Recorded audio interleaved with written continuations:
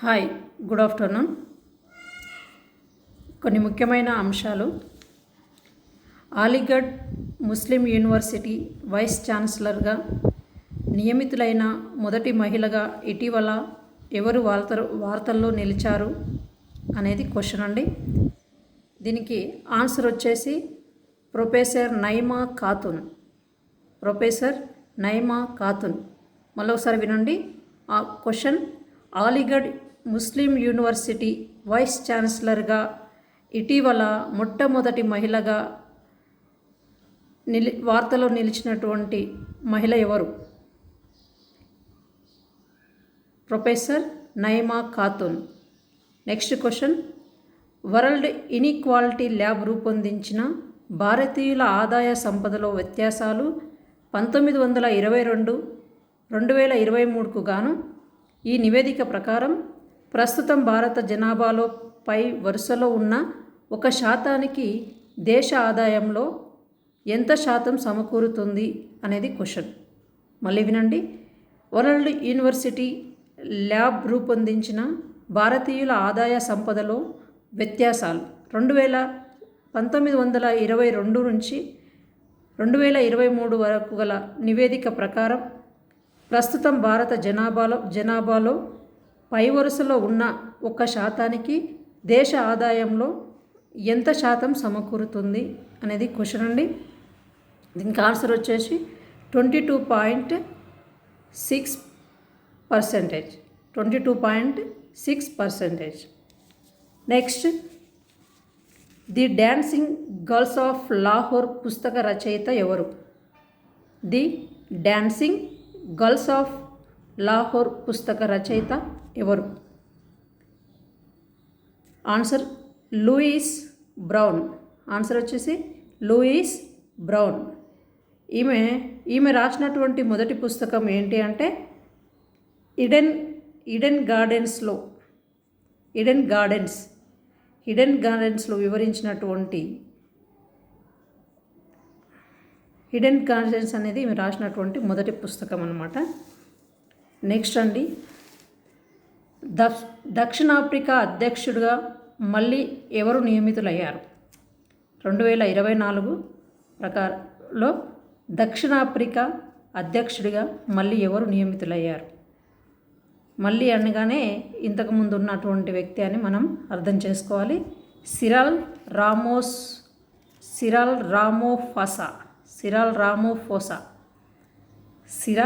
రామోఫోసా. ఓకేనా?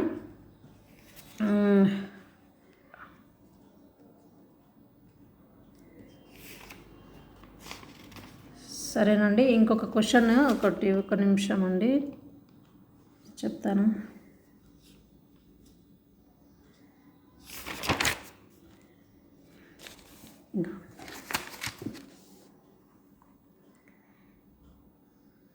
ఇటీవల ఐఐటీల గురించి తప్పకుండా కాంపిటేటివ్లో ఖచ్చితమైన క్వశ్చన్ అనేది ఖచ్చితంగా వస్తూనే ఉంటుంది. మనం ప్రతి ఎగ్జామ్లోనూ కూడా చూస్తూనే ఉన్నాం.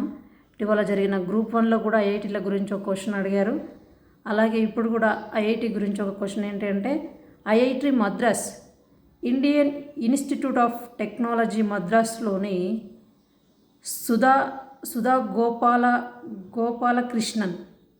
గోపాలకృష్ణన్ బ్రెయిన్ సెంటర్కు ఐఐటి మద్రాస్ పూర్వ విద్యార్థులు కెనడాకు చెందిన ఫెయిర్ఫాక్స్ ఫైనాన్షియల్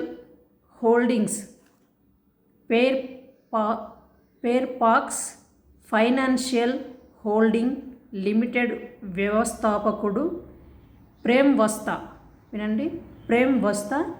$5 మిలియన్ విరాళంగా అందించారు. అంటే మన రూపీస్లలో దాన్ని కొలుచుకుంటే 41 కోట్లు అన్నమాట. 41 కోట్లు.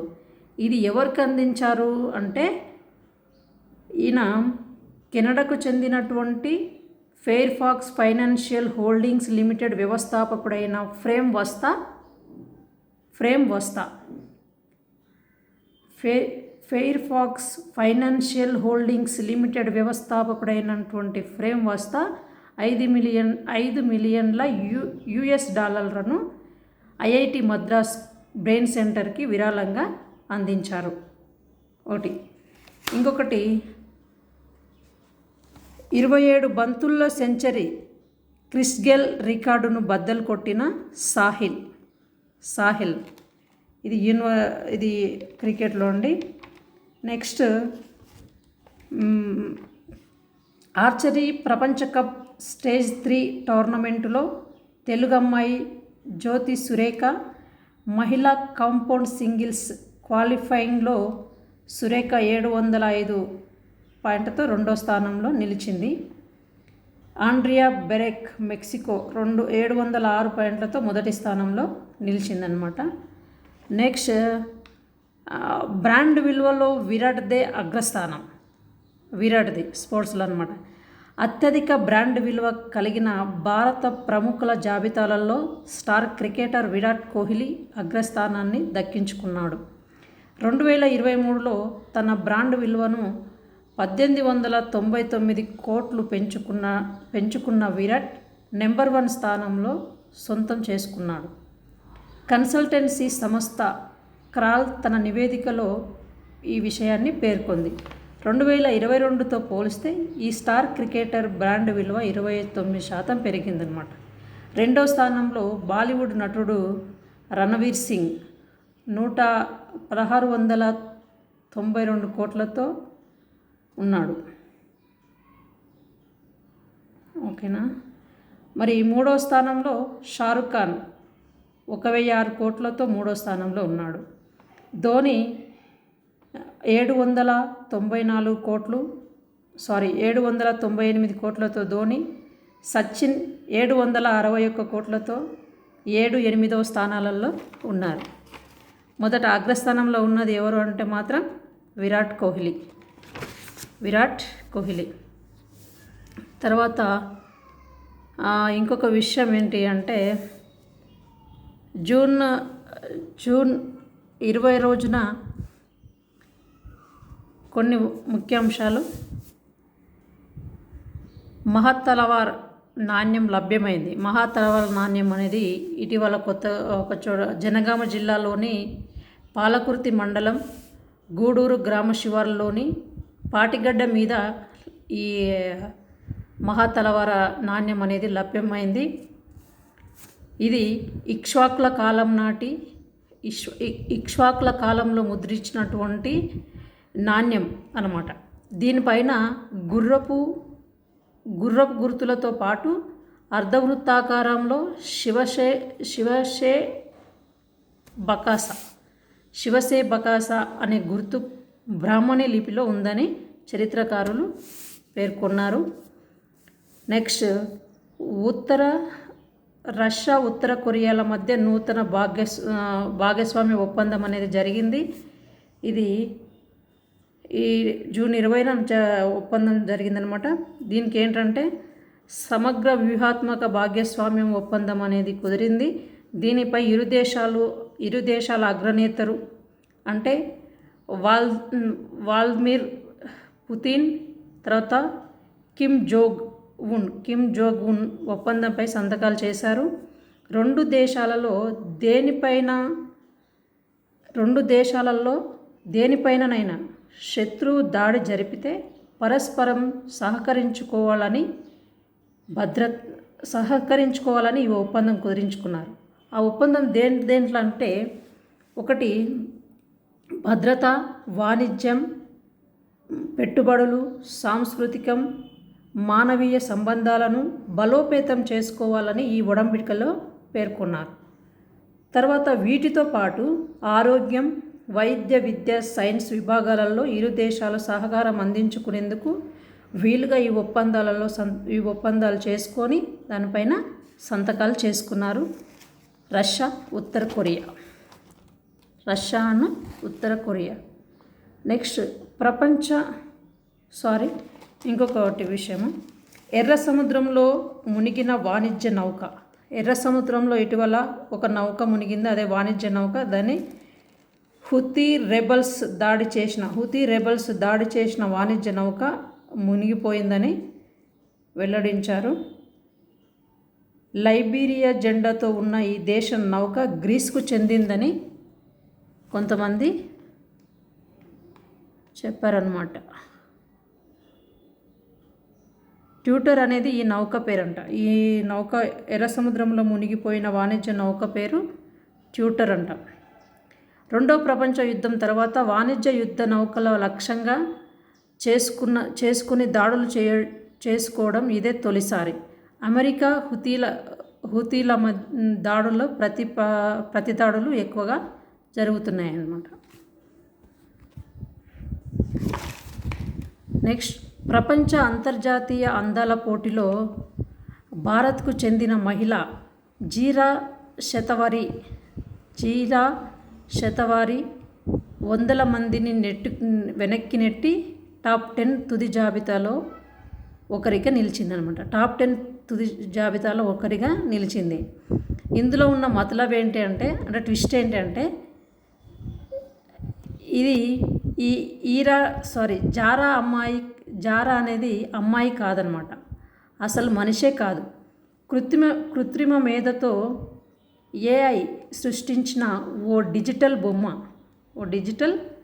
బొమ్మ, దాని పేరే డిజిటల్ బామ అన్నారు.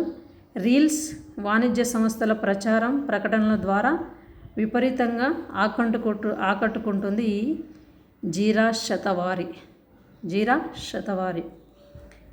నెక్స్ట్, ఇంకొక విషయం ఏంటి, చీనా వంతెనపై మేము అనే రైలు పరుగు తీస్తుందంట. ప్రపంచంలోనే అత్యంత ఎత్తైన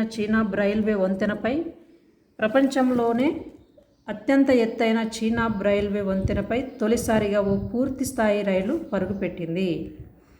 ఇంజనీరింగ్ అద్భుతంగా నిలిచిన ఈ చారిత్రక వంతెనపై 8 పెట్టెల మేము రైలు విజయవంతంగా పరుగు తీసింది.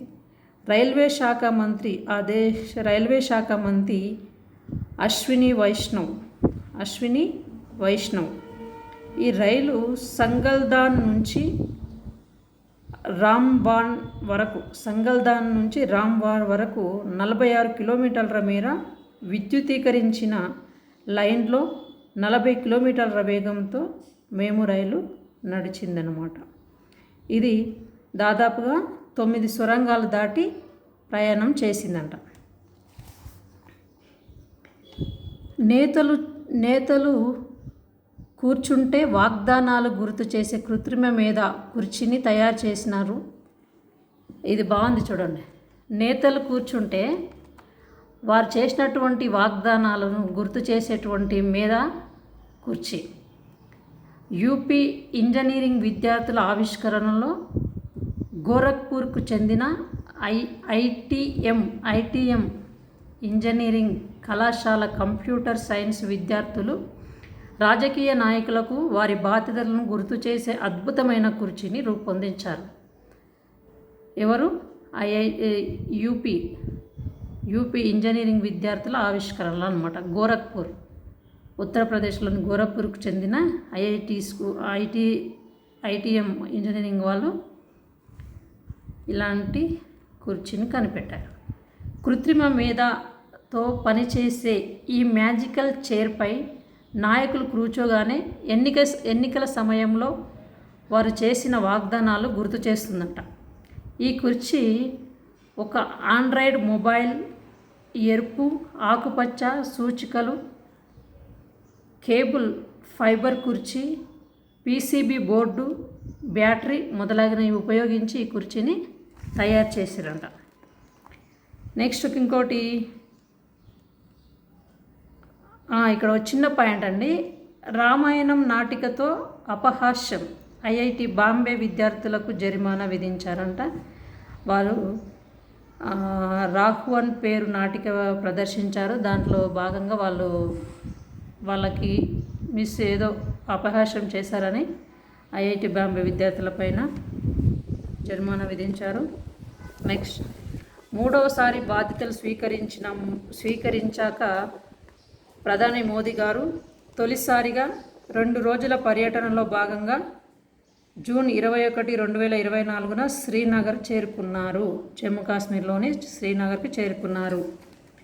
ఎందుకు అంటే 10వ అంతర్జాతీయ యోగా దినోత్సవ సందర్భంగా శ్రీనగర్లోని డాల్ సరస్సు ఒడ్డున షేర్ ఏ కాశ్మీర్ అంతర్జాతీయ సమావేశ కేంద్రం వద్ద 2021 జూన్ 24 ఉదయం 6 గంటలకి నిర్వహించిన కార్యక్రమంలో